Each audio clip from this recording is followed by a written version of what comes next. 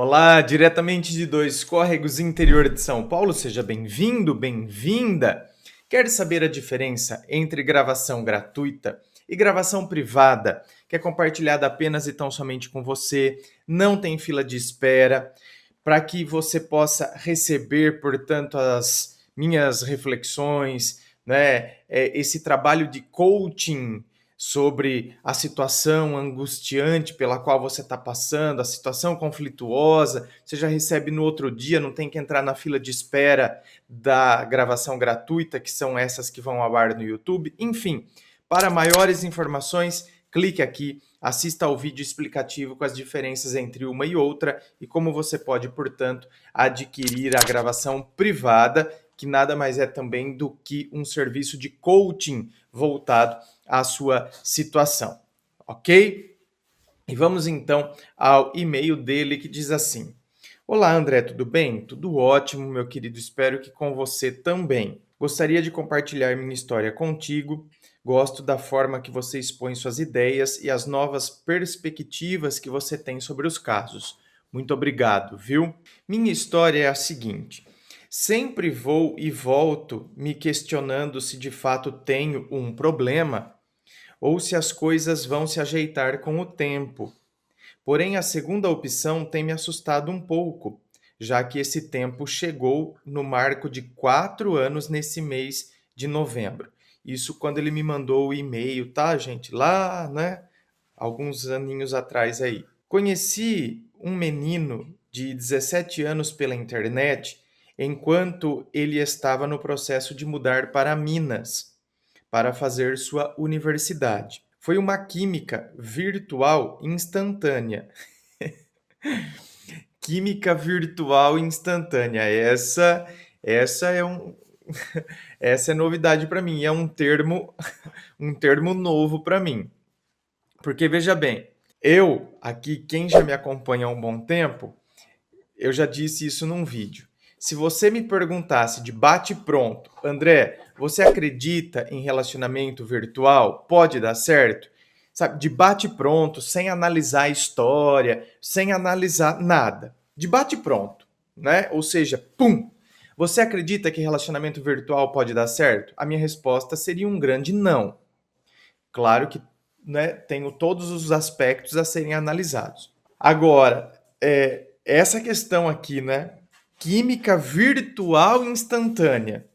Porque para mim, química tem que ter o contato. Até o termo que a gente utiliza, né? Nossa, nós tivemos muita química. O termo nos remete à química, às misturas químicas. Então, quer dizer, por quê? Porque um elemento químico, ele combinou com o outro, né? E deu uma reação, né? Uau! Mas você tá vendo? Tem que ter o contato. De que adianta eu ter um elemento químico muito favorável a uma reação química com o outro elemento se ambos estão em extremidades opostas? Se um está em Minas, o outro está no Rio. Se um está, como esses dias eu fiz uma gravação privada, um está no Ceará e a outra tá na Alemanha. Cara, não rola, não vai dar certo. Para ter a explosão, para ter a mistura, tem que ter o contato. Aí a gente utiliza o termo química, não é? Um elemento precisa estar em contato com o outro para eu ver a reação que vai dar. Então, esse é um termo que para mim é uma novidade bem inusitada. Uma química virtual instantânea. E semanas depois, ele encarou seus medos imundos e viajou sozinho para São Paulo para me ver. Foi muito louco e apaixonante. Tivemos uma ligação absurda logo nas primeiras horas. Aí eu concordo, aí aconteceu a química. Em um momento, os dois abraçados na cama começaram a chorar, sem explicação. Era uma intimidade e uma necessidade até pouco saudável. Vocês estão na cama, começa a chorar. Estranho isso, né? Hum. mas éramos muito felizes. Durou muito pouco tempo, 3 meses. Terminamos por razões óbvias. Ele com 17 anos, querendo explorar a vida e as novas oportunidades, eu em São Paulo, já cansado de experimentar tudo isso. Mas, enfim, esse não é o foco do meu problema. Para o término, quis fazer da forma mais suave possível, sem sentir ódio nem raiva. Acho que nesse longo e doloroso, para mim, processo, deixei de ser apaixonado por ele, para de fato amar. Ou seja, você passou a amá-lo no período do término, nesse longo e doloroso processo, você passou a amá-lo. Quer dizer, você foi o inverso do que todo mundo acontece. Porque no processo de separação, a gente vai deixando de amar. O processo de separação fez com que você, na verdade, amasse. Meu querido, para a gente amar, novamente eu digo, tem que ter contato. Eu só posso amar aquilo que de fato eu conheço.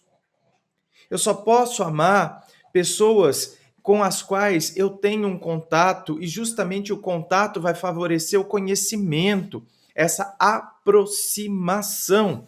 Agora, você passa a amar uma pessoa que já na verdade não quer mais estar ao seu lado. Então você está vendo como a autossabotagem entrou de sola aí. Você se autossabotou. Porque você quis amar muito mais a ideia que você criou daquele primeiro momento. Então você quis amar aquela ideia. Você se enclausurou dentro daquela bolha atemporal, dentro daquele tempo que já não existe mais agora. E isso é um grande problema. Foi superando o término que passei a amar ele. Cara, você está na contramão. Hoje existe uma admiração e um respeito muito grande por ambas as partes. Desde que terminamos, mudei muito, em diversos aspectos. Não consigo mais me relacionar com outros meninos e sinto que ele é quase uma sombra nos meus relacionamentos. Não, quase não. Ele é uma sombra. Mas por quê? Porque você projeta luz nele. Ele não. Ele te olha como uma pessoa com quem ele se relacionou, tá? Mas você ficou lá atrás, naquele tempo que já não existe mais hoje. Para ele tá tudo muito tranquilo e não para você.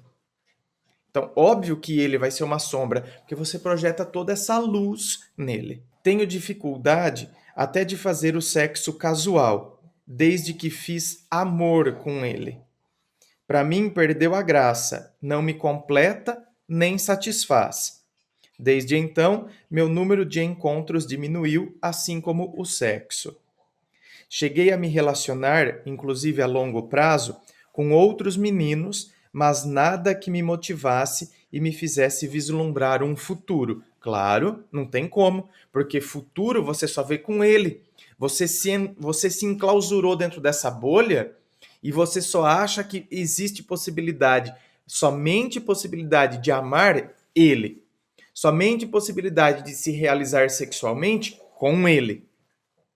Então, quando a gente desenvolve determinadas ideias, e essas ideias é que começam a permear a nossa mente. Então, né, o nosso pensamento, e elas orientam tudo que a gente vai fazer, não é? É igual a pessoa que tem baixa autoestima. A pessoa que tem baixa autoestima é a maneira como ela se vê, entende? Que não tem nada a ver com aparência física, porque eu conheço. Olha, gente, já está indo para 6 anos que eu faço esse atendimento. Eu conheço inúmeras pessoas que são lindíssimas, fisicamente falando, esteticamente falando, mas que têm uma baixíssima autoestima. Então não tem a ver, é a maneira como a gente se vê. É igual a pessoa que desenvolve a anorexia. Não é? A menina, por exemplo, que desenvolve a anorexia, ela se olha no espelho, mas ela se vê o quê? Gorda. Por quê? Porque o conceito que norteia ela é esse. O conceito que orienta ela é esse. E é um conceito deturpado, distorcido. Então, meu querido, É a mesma coisa. Você acreditou, você criou um conceito, uma ideia, entende? Pegue esses exemplos que eu estou dando, de baixa autoestima, de anorexia, e agora aplique ao amor. É que o amor a gente acha que ele é mágico. Não é. Ele é um sentimento como qualquer outro, tá? Ele é uma projeção do que a gente faz como qualquer outras coisas, assim como a gente desenvolve a baixa autoestima, assim como a gente pode desenvolver a positividade que foi construída dentro de nós por causa da maneira como a gente enxerga as coisas, a maneira como a gente trabalha, o amor também. O amor não é algo mágico que aconteceu na minha vida e caiu sobre mim. É que a gente tá vendo o problema que nós somos fruto dos contos de fada, nós somos frutos da geração Hollywood, né? Nós somos frutos. Mas enquanto os filmes, excelente, tem que ser assim mesmo. Né? Os diretores não vão trabalhar com uma versão racional do amor, porque não vai ter graça. Agora, a gente é que tem que ter o senso crítico diante de tudo isso. E perceber que, né, aquela imagem, aquela cena de filme, aquele amor que vai por todo o sempre e viveram felizes para sempre, sempre, sempre, sempre, até que a morte os separe. E ainda morrendo, ele ou ela continua vivendo aquele grande amor todos os dias, na borboleta que pousa na janela, não é? Na flor que é cultivada lá no jardim, que foi ela que plantou, e assim por diante. Então, quer dizer, a gente cria toda essa questão em relação ao amor. Então, é óbvio, a gente também não vai se libertar. E qualquer outra coisa não vai ter graça mais. Porque você está muito mais preso àquela ideia.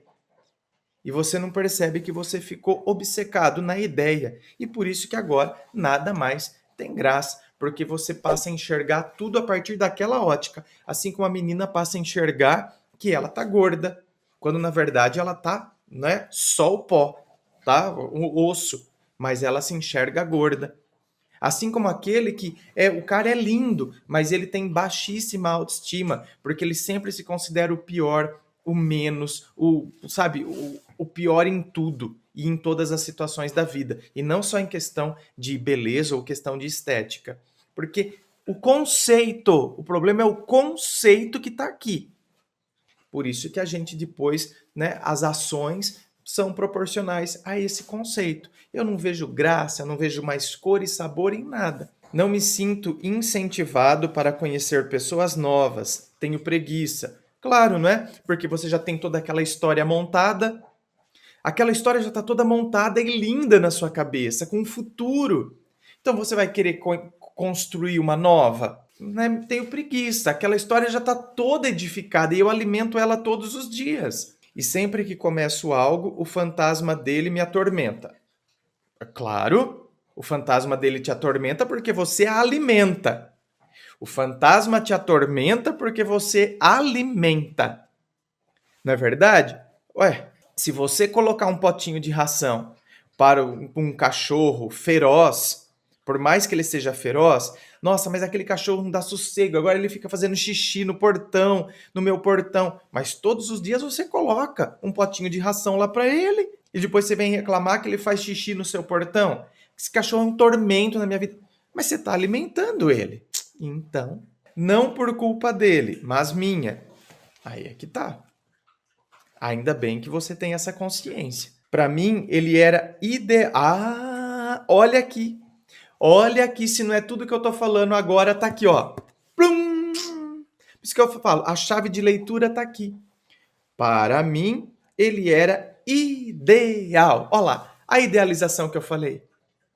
Para mim, ele era ideal em todos os aspectos, físicos, emocionais. A sensação sempre foi de que era a pessoa certa no momento errado.